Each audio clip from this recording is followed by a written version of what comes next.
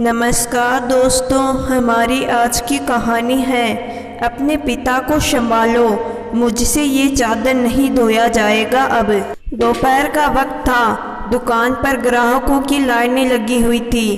तभी बेटे के मुंह से एक चीख सी निकली और बोला, पापा पापा मुझे चोट लग गई, खून आ रहा है। और जैसे ही 5 साल के बच्चे के मुंह से यह सुना था कि पापा सब कुछ छोड़ छाड़ कर बच्चे को गोदी में उठाकर 1 किलोमीटर की दूरी पर क्लिनिक तक भाग भाग कर ही पहुंच गए।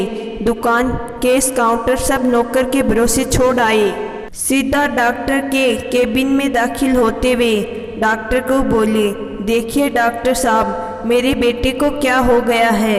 डॉक्टर साहब ने देखते हुए कहा, अरे भाई साहब, घबराने की कोई बात नहीं है, मामूली चोट है, ड्रेसिंग कर दी है, जल्दी ही ठीक हो जाएगा।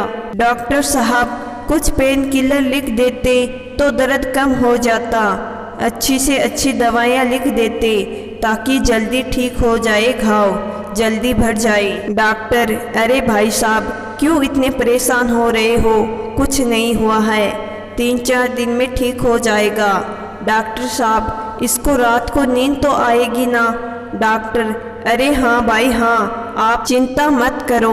बच्चे को लेकर लौटे तो नौकर बोला, सेठ जी आपका ब्रांडेड महंगा शर्ट खराब हो गया है, खून लग गया, अब ये दाग नहीं निकलेंगे। भाई साहब कोई बात नहीं, ऐसे शर्ट बहुत आएंगे जाएंगे, मेरे बेटे का खून बह गया, वो चिंता खाए जा रही है मुझे, कहीं बेटा कमज़ोर न हो जाए।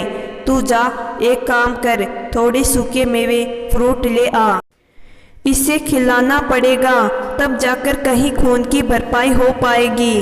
और मैं इसको लेकर घर चलता हूँ, घर पर ही सीधे शव लेकर पहुँचना। अब 40 साल बाद दुकान शोरूम में तब्दील हो गई थी। भाई साहब का बेटा व्यापार बेखूबी संभाल रहा था। भाई साहब रिटायर्ड हो चुके थे, घर पर ही रहते थे। तभी घर से बेटे की बीबी का फ़ोन आता है। बीबी, अजी सुनते हो, ये आपके पापा पलंग से नीचे गिर गए हैं, सर से काफ़ी खून आ रहा है। लड़का, अरे यार ये पापा भी, इनको बोला है ज़मीन पर सो जाया करो, पर मानते ही नहीं, पलंग पर ही सोते हैं। अब मैं दुकान देखूं या इनको। अरे रामू काका, जाओ तो घर पर पापा को डॉक्टर अंकल के पास लेकर जाओ, मैं आता हूँ, सीधा हॉस्पिटल वहीं पर। बूढ़े हो चुके रामू काका धीरे धीरे चलकर घर जाते हैं। तब तक सेठ जी का काफ़ी खून बह चुका था, उन्हें वहाँ उठाने वाला भी कोई नहीं था, जमीन पर पड़े हुए थे। बहू मुँह चढ़ाकर बोली, ले जाओ जल्दी से, पूरा महंगा कालीन खराब हो गया है। काका जैसे तैसे जल्दी से रिक्शा में सेठ जी को डालकर क्लिनिक तक ले गए। बेटा अब तक नहीं पहुंचा था। काका ने फ़ोन किया तो बोला, अरे यार वो कार की चाबी नहीं मिल रही थी, अभी मिली है, थोड़े कस्टमर भी है, आप बैठो लेकर आता हूँ। जो दूरी 40 साल पहले एक बाप ने बेटे के सर पर खून देकर 10 मिनट में बेटे को गोदी में उठाकर भागकर तय कर ली थी, उतनी दूरी बेटा 1 घंटे में कार से नहीं तय कर पाया था। डॉक्टर ने जैसे ही भाई साहब को देखा, उनको अंदर ले जाकर इलाज चालू किया।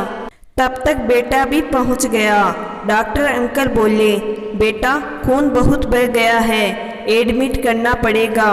बेटा, अरे कुछ नहीं डॉक्टर साहब, आप ड्रेसिंग कर दो, ठीक हो जाएंगे। 2-4 दिन में डॉक्टर अंकल बोले, ठीक है, कुछ दवाइयाँ लिख देता हूँ, थोड़ी महंगी है, लेकिन आराम जल्दी हो जाएगा। लड़का, अरे डॉक्टर अंकल, इन्हें कहाँ जाना है, घर पर ही तो पड़े रहना है, सब चलेगा, 4-5 दिन ज़्यादा लगेंगे, तो अब इतनी महंगी दवाइयों की क्या ज़रूरत है, चलो मुझे निकलना पड़ेगा, शोरूम पर कोई नहीं है। यह सुनते ही डॉक्टर अंकल के सब्र का बांध टूट गया और 40 साल पहले की घटना उसे पूरी सुना दी। यह सब सुनते ही बेटा आत्मग्लानि से भर गया। बेटे की आंखों से आंसू बहने लगे। उसे बहुत ही पश्चाताप हुआ। तभी बहू का फोन आया, वो महंगा कालीन खराब हो गया है, क्या करूं? बेटा बोला, कालीन ही तो खराब हुआ है ना, नया आ जाएगा।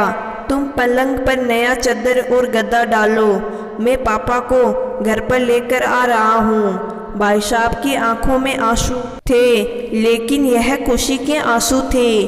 चोट का दर्द गायब था। बेटे के अपनेपन ने सब दर्द भुला दिया था। बस अब मौत भी आ जाए तो मंजूर है।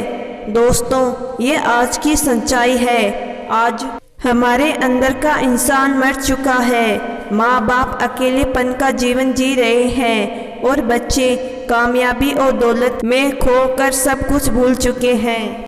तो दोस्तों, मैं आशा करती हूँ कि आज की कहानी आपको ज़रूर पसंद आई होगी। धन्यवाद।